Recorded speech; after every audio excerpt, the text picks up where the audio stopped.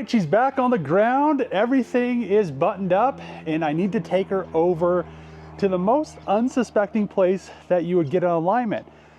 So I know a guy and he usually did all my alignments prior, but he worked at Nissan.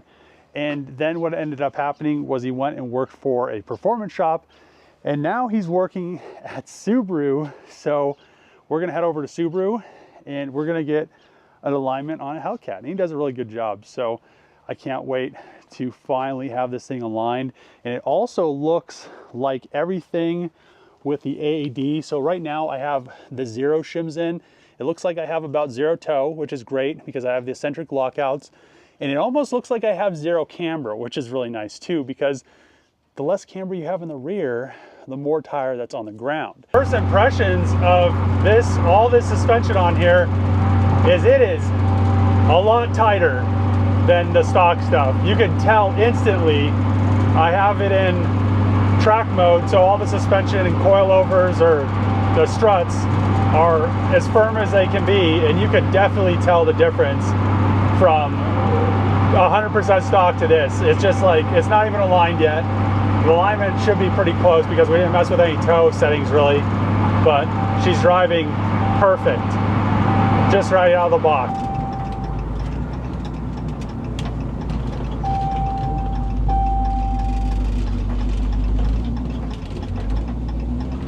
Very unsuspecting place to get an alignment done.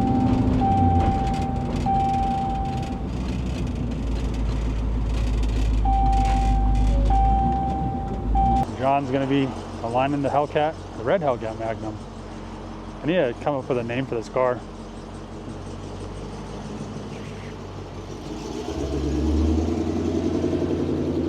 Exhaust sounds good. I've never heard it outside the car.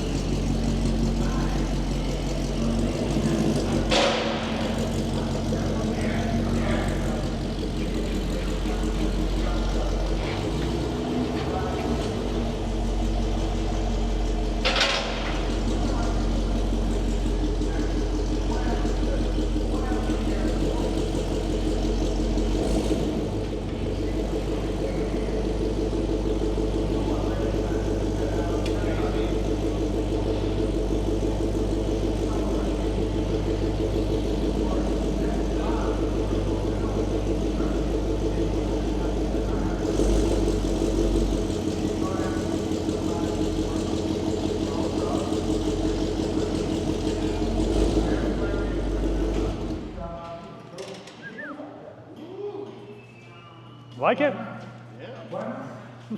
Somebody's out doing some amazing things. Oh, you haven't seen my blue one. You might have seen the blue one. Okay, this is about to get tight. Somebody like that. What do you do for it? What? Student? Yes. Mm-hmm.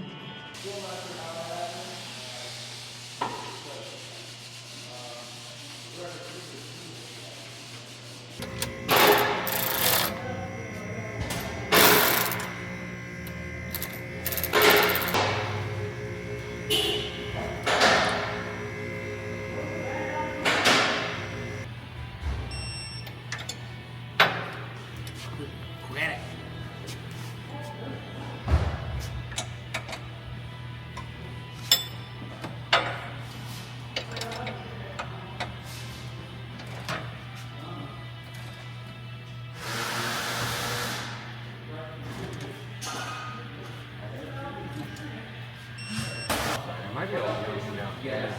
Awesome. Yeah. I think it's doable.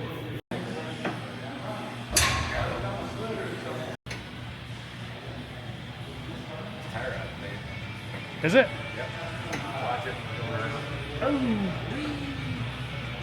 Yeah, I mean, that's a possibility.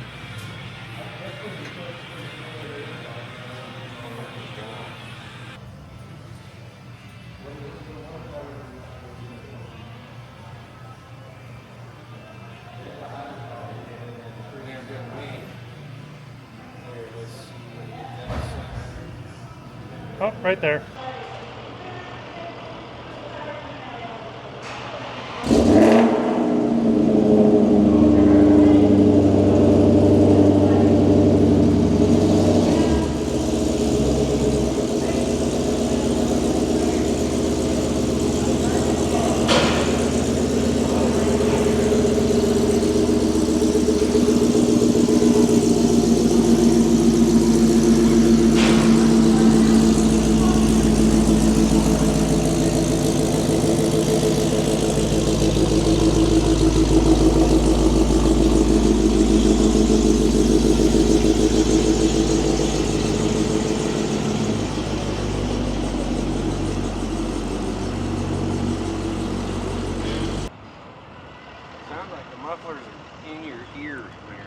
Well, it's because there's no interior. Yeah.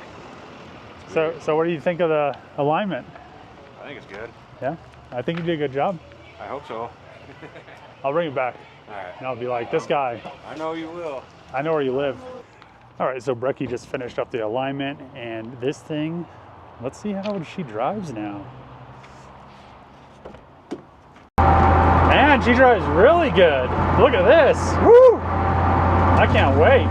Haven't done any pulls yet with her, but I see a Mustang back there. Might do some pulls in a second. So I just found out that the drag strip is not having Friday night drags anymore, which is very unfortunate because I really wanted to take this down a prep surface. I really wanted to see how much it improved just with suspension mods alone. And it's just really unfortunate. I don't want to go and do it on the street tonight because it's Halloween and there's a bunch of kids out, so I'm not going to be doing any crazy pulls right now. But it's just so nice. This car is getting better and better, and it's pretty much a new car. I mean, the Charger that I pulled the swap out of had 22,000 miles. All the suspension's brand new.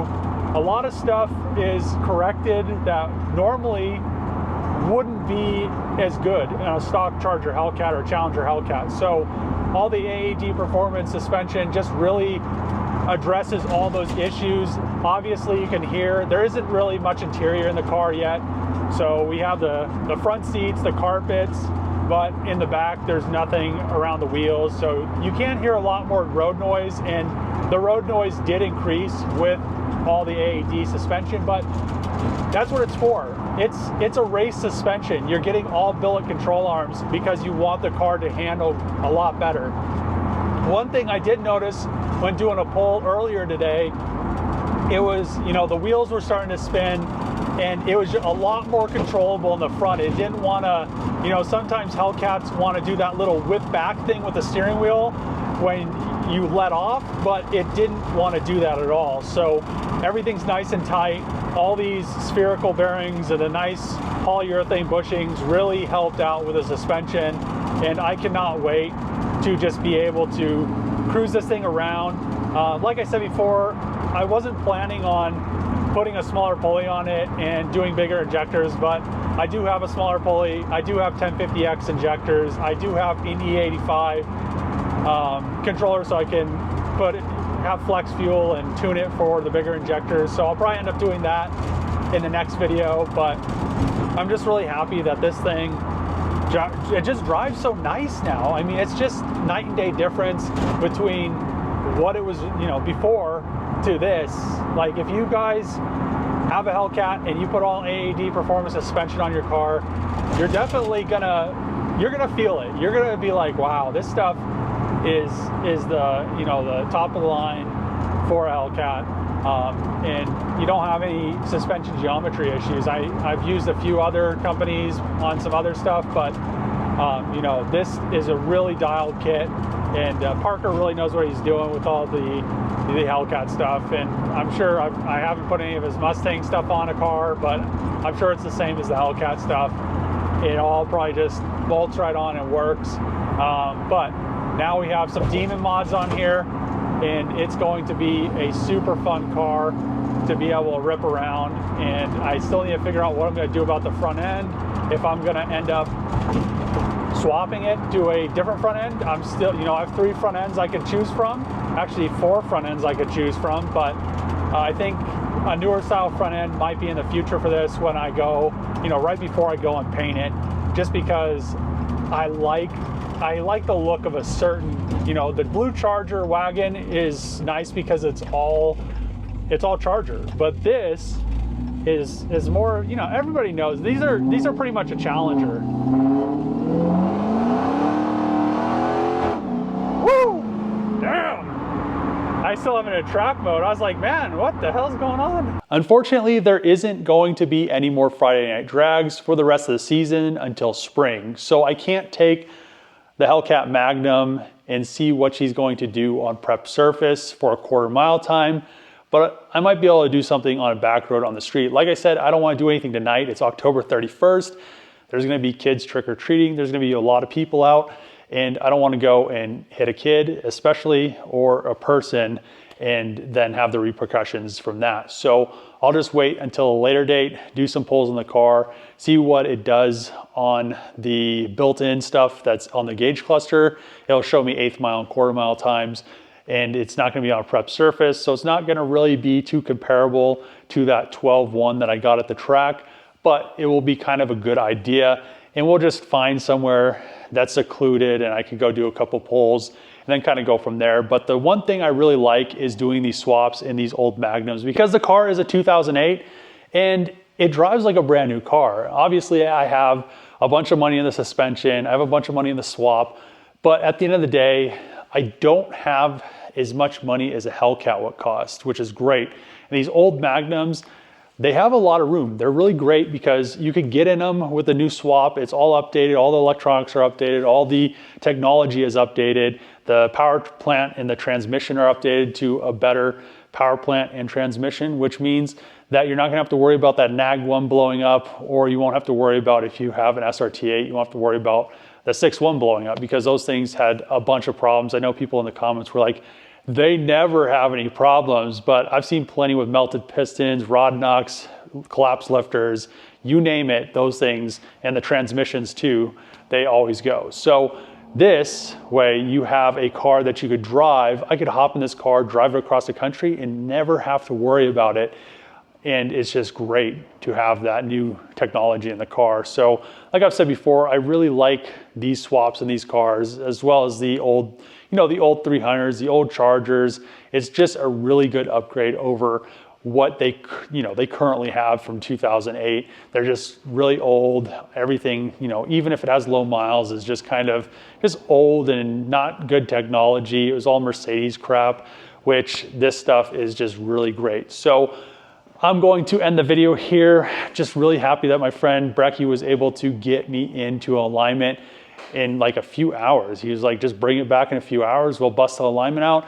And also the AAD suspension stuff, that stuff's great because it's easy to align, and also after you get the alignment, unless you hit a curb or hit something, your alignment specs are always gonna be dialed in and they're always gonna stay the same, which you can't say for other brands. And I know a lot of people were like, well, you're just pumping AAD products, but I have it on a bunch of cars, and this time I paid for everything. I didn't get like a sponsorship on any of those parts. So it was, I think it was like 6,000 something, or maybe it was with the lower control arms, I think it's a little bit more than 6,000. But yeah, it's definitely expensive, but there's a reason why it's expensive. Expensive means good, not all the time, but in this case it does.